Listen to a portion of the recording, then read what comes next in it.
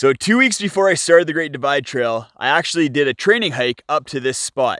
And while I was here, I decided to do a little bit of trail magic. There was one hiker that I knew was probably gonna be coming through here on that day, July 17th. So I should have stopped here, but I hiked about a kilometer past here, set up a little lemonade stand, and hung out for a good 4 or 5 hours waiting for them to come along. But no one came back down that way. So I was hiking back along, came over this ridge and saw someone sitting right here, and came up to them and was like, "Hey, are you a GDT hiker?" They said yes. And I said, "Have you seen Jesse?" Because that's who I was looking for. I was looking for Jesse with Backcountry Forward. And as I'm talking to them sitting here, they point up to that ridge and say, "Oh, he's right there." And there was Jesse on top of that little mound 100 meters away, spinning around in circles, just loving life. And I was like, "Oh, he's not too far." And she's like, "I think you can catch him." So with a 40-pound pack on, because I had a watermelon and a whole bunch of other stuff, I took off down this trail trying to catch him on top of that ridge. So I ran up here. This is where I saw Jesse twirling. Look around for him, try to see where he is, and couldn't see him. So I kept moving, and I'm running, full on running with a 40-pound pack trying to catch up to this guy.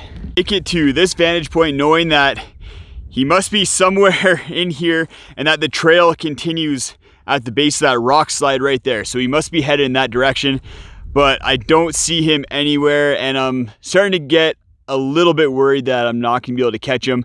I'm thinking he must be moving pretty fast to get there, but I continue moving, full on sprint down to that valley trying to catch him.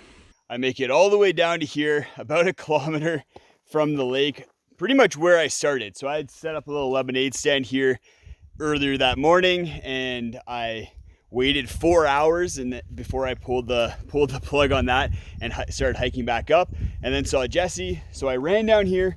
Probably only took me like 10 minutes. So I thought, sure, I was gonna catch up to him, but I didn't see him the entire way. Didn't catch up to him. Got here, thought, okay, maybe I passed him somehow, and I waited here for 30 minutes. It only took me 10 minutes to get down here, so I figured 30 minutes he should be able to get down here. No sign of him. I missed him, and I start walking back up the trail to head back up to the lake to camp for the night. And then out of nowhere, I hear singing echoing off of that wall of that rock face, and I'm like, okay, he's coming. So I come back here, I set up my little lemonade stand. Jesse comes, go give him a big old hug, set him up with some chips and Twizzlers, ice cream bar, and then lemonade with ice in it. And yeah, that is the story of how I met Jesse for the first time in person. And that was awesome. That was just one of those special moments for me on the Great Divide Trail. Honestly, I'll always treasure that, because I got to come out here and meet Jesse in the middle of his Great Divide Trail journey, which was awesome.